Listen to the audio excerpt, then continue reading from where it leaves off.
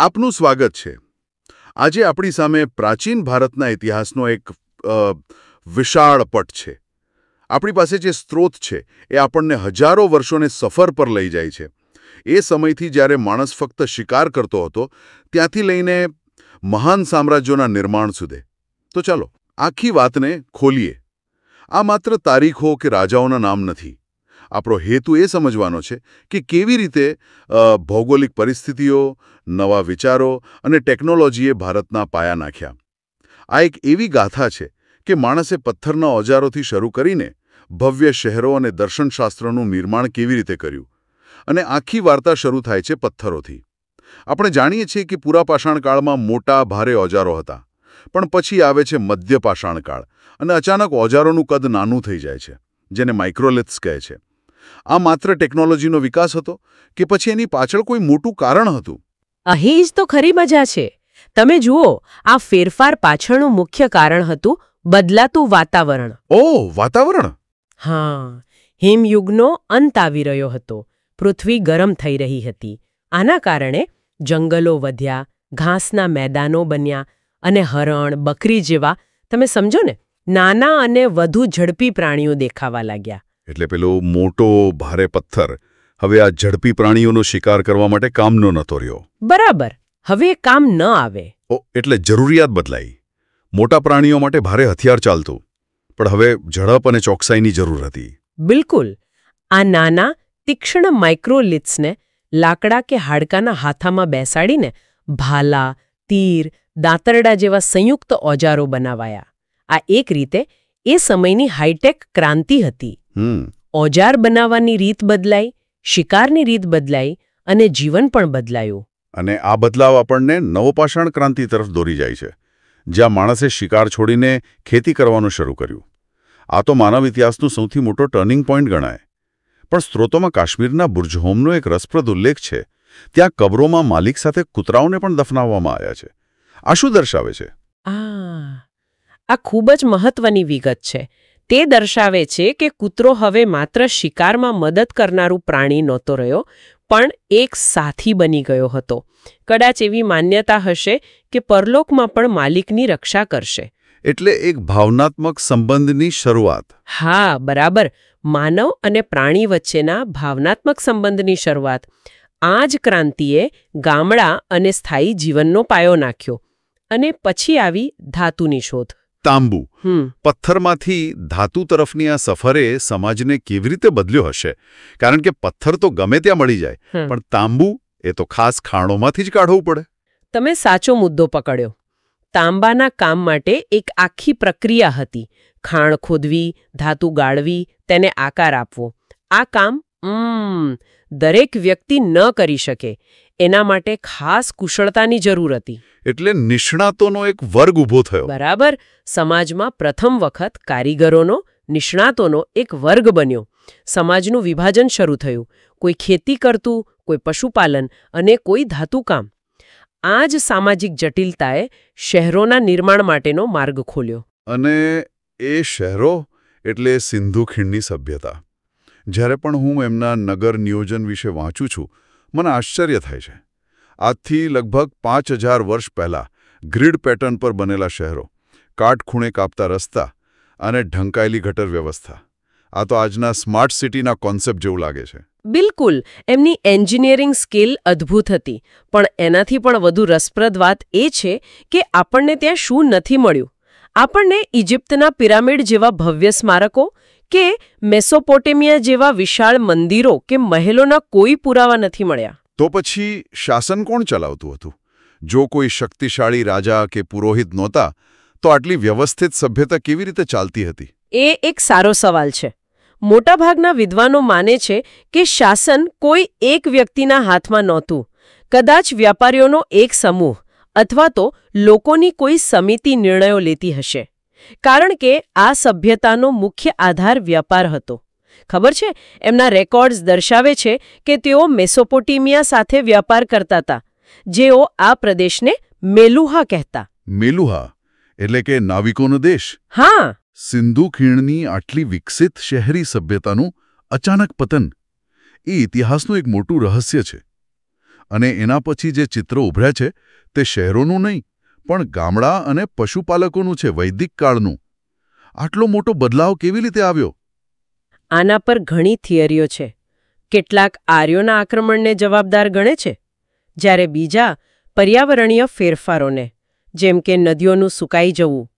પણ જે પણ થયું એના પછીનો સમયગાળો એટલે ઋગ્વેદિક કાળ સંપૂર્ણપણે અલગ હતો. સમાજ ગ્રામીણ અને પશુપાલક હતો. ગાય સંપત્તિનું પ્રતીક હતી અને વર્ણ વ્યવસ્થા કર્મ પર આધારિત હતી. જન્મ પર નહીં? ના, જન્મ પર નહીં. પણ ઉત્તરવૈદિક કાળ સુધીમાં તો બધું બદલાઈ ગયું. લોખંડની શોધ થઈ, મોટા રાજ્યો બનવા લાગ્યા અને વર્ણ વ્યવસ્થા જટિલ અને જન્મ આધારિત બની ગઈ. યજ્ઞો અને કર્મકાંડોનું મહત્વ ખૂબ વધી ગયું. અને આ જ જટિલ કર્મકાંડો અને સામાજિક બંધનોની પ્રતિક્રિયા રૂપે ઈસવીસન પૂર્વે 6ઠ્ઠી સદીમાં એક વૈચારિક ક્રાંતિ થઈ. આ એ જ સમય હતો જ્યારે ગંગાના મેદાનોમાં જૈન અને બૌદ્ધ ધર્મ જેવા નવા વિચારોનો ઉદય થયો. બંને ધર્મોએ યજ્ઞોમાં થતી પશુ હિંસાનો વિરોધ કર્યો અને સાદગી તથા અહિંસા પર ભાર મૂક્યો. જૈન ધર્મમાં ત્રિરત્ન અને પંચ મહાવ્રતની વાત છે. કહેવાય છે કે 5મું વ્રત બ્રહ્મચર્ય મહાવીર સ્વામીએ ઉમેર્યું હતું. હા, તે પહેલા 4 મહાવ્રત પાર્શ્વનાથ દ્વારા આપવામાં આવ્યા હતા. બીજી તરફ ગૌતમ બુદ્ધે દુઃખના કારણ અને નિવારણ માટે એક ખૂબ જ વ્યવહારુ માર્ગ બતાવ્યો. 4 આર્ય સત્ય અને અષ્ટાંગિક માર્ગ. તેમણે ઈશ્વર કે આત્મા જેવી ગૂઢ ચર્ચાઓમાં પડવાને બદલે માણસના નૈતિક જીવન પર ધ્યાન કેન્દ્રિત કર્યું. એમના જીવન સાથે જોડાયેલા પ્રતીકો પણ ખૂબ અર્થપૂર્ણ છે. જન્મ માટે કમળ, ગૃહત્યાગ માટે ઘોડો અને જ્ઞાન માટે બોધિવૃક્ષ, બધું ખૂબ પ્રતિકાત્મક છે. આ વૈચારિક ક્રાંતિની સાથે સાથે રાજકીય ક્ષેત્રે પણ મોટો બદલાવ આવી રહ્યો હતો. ભારત 16 મહાજનપદોમાં વહેંચાયેલું હતું, પણ મને જે વાત સૌથી વધુ આકર્ષે છે ને તે એ છે કે તેમાં વજ્જી અને મલ્લ જેવા ગણરાજ્યો પણ હતા. એટલે કે એ જમાનામાં જ્યારે આખી દુનિયામાં રાજાશાહી હતી ત્યારે ભારતમાં લોકતંત્ર જેવા રાજ્યો હતા. આ કોઈ નાની વાત નથી. સાચી વાત છે.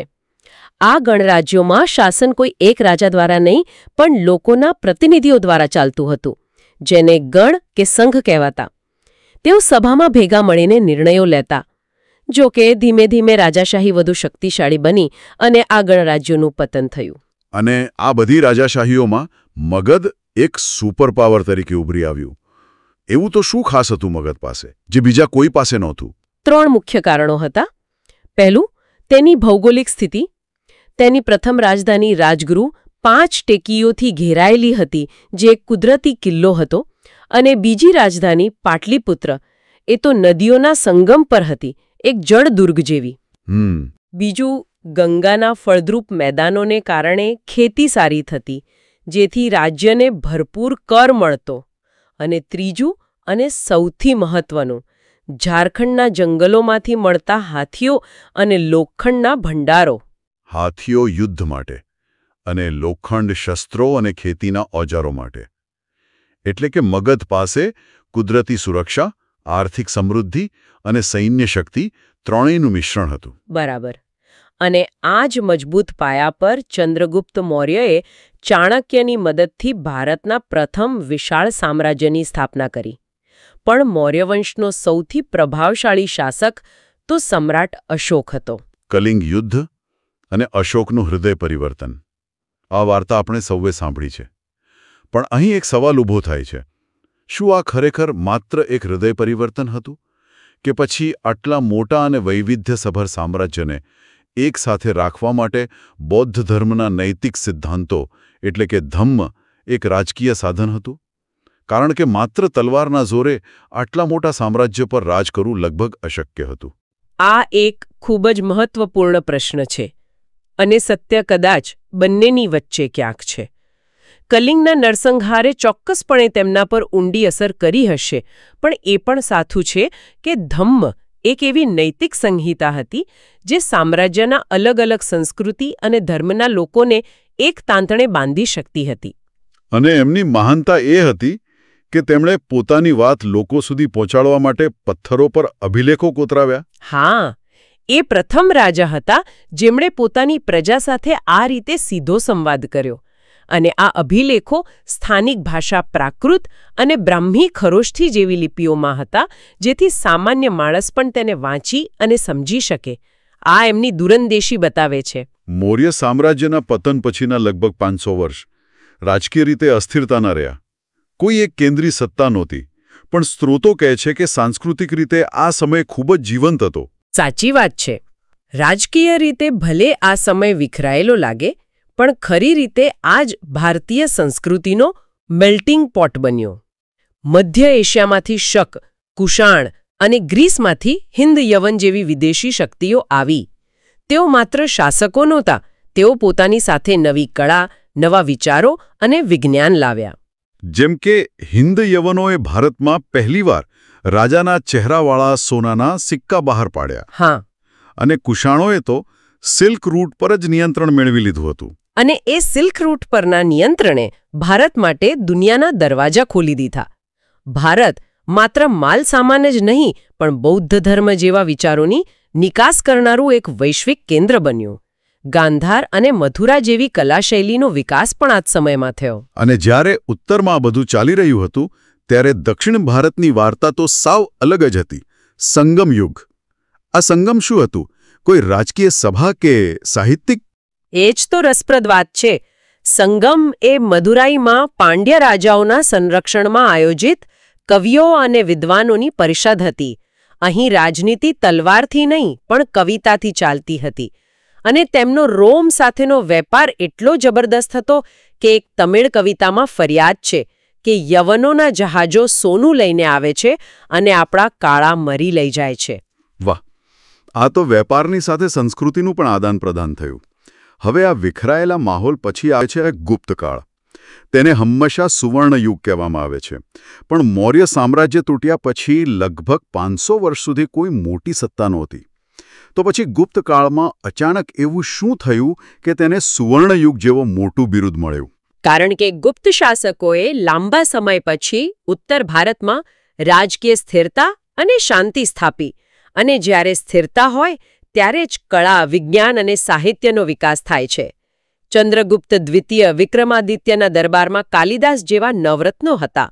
ગણિતમાં આર્યભટ્ટ અને વરાહમિહિર જેવા વિદ્વાનોએ શૂન્યની શોધ અને પૃથ્વી ગોળ છે તેવા સિદ્ધાંતો આપ્યા. અને સ્થાપત્યમાં પણ મોટો બદલાવ આવ્યો. ભારતમાં શિખરવાળા મંદિરનું નિર્માણ પહેલીવાર ગુપ્તકાળમાં જ થયું, ખરું ને? જેનું શ્રેષ્ઠ ઉદાહરણ દેવગઢનું દશાવતાર મંદિર છે. અને કુમારગુપ્તે નાલંદા વિશ્વવિદ્યાલયનો પાયો નાખ્યો. એ તો એ સમયની હાર્વર્ડ કે ઓક્સફર્ડ જેવું હશે. બિલકુલ. દુનિયાભરમાંથી વિદ્યાર્થીઓ જ્ઞાન મેળવવા અહીં આવતા હતા. ગુપ્તકાળે રાજનીતિ, સમાજ, કળા અને વિજ્ઞાન દરેક ક્ષેત્રમાં એક ઉચ્ચ માપદંડ સ્થાપિત કર્યો. એટલે જ તેને સુવર્ણયુગ કહેવાય છે. પણ હુણોના આક્રમણને કારણે આ સામ્રાજ્યનું પણ પતન થયું. અને ગુપ્ત સામ્રાજ્યના પતન પછી ભારતીય રાજનીતિનું કેન્દ્ર ફરી એકવાર બદલાયું. પાટલીપત્રનું મહત્વ ઘટ્યું અને કન્નૌજ એક નવા શક્તિ કેન્દ્ર તરીકે ઉભરી આવ્યું, જ્યાંથી હર્ષવર્ધન જેવા શાસકોએ રાજ કર્યું. હા, આ દર્શાવે છે કે ભારતીય ઇતિહાસમાં સત્તાના કેન્દ્રો પણ સ્થિર નહોતા. કન્નૌજ વ્યૂહાત્મક રીતે એટલું મહત્વનું હતું કે તેના પર નિયંત્રણ મેળવવા આગળ જતા સંઘર્ષ પણ થયો. આ ઇતિહાસની એક સતત ચાલતી પ્રક્રિયા છે. તો આ હતી પથ્થરના નાના ઓજારોથી શરૂ કરીને ગુપ્ત સામ્રાજ્યના ભવ્ય મંદિરો અને નાલંદા જેવી વિશ્વવિદ્યાલયો સુધીની એક અવિશ્વસનીય સફર. એક એવી ગાથા જ્યાં સભ્યતાઓ બની અને વિખરાઈ, નવા વિચારોનો ઉદય થયો અને સામ્રાજ્યો બન્યા અને તૂટ્યા. અને આ ઇતિહાસના ઘણા અંશો આજે પણ આપણી સાથે જીવંત છે. પછી તે પાટલીપુત્રનું આધુનિક નામ પટના હોય, કે બૌદ્ધ અને જૈન ધર્મના સિદ્ધાંતો હોય, કે પછી શૂન્યનો સિદ્ધાંત જે આજે સમગ્ર વિશ્વના વિજ્ઞાનનો આધાર છે. આ આખી ચર્ચા એક વિચારવા જેવો પ્રશ્ન ઊભો કરે છે. કયો? આપણે જોયું કે મૌર્યોત્તર કાળ જેવા રાજકીય રીતે વિખરાયેલા સમયગાળામાં વિદેશી સંસ્કૃતિઓના આગમનથી એક સમૃદ્ધ મેલ્ટિંગ પોટ બન્યો. તો શું આપણે એવું કહી શકીએ કે ભારતીય સંસ્કૃતિનો સાચો વિકાસ કેન્દ્રીયકૃત સામ્રાજ્યના શાસનમાં નહીં, પરંતુ રાજકીય રીતે અસ્થિર પણ સાંસ્કૃતિક રીતે ખુલ્લા સમયગાળામાં વધુ થયો? આના પર વિચારવા જેવું છે.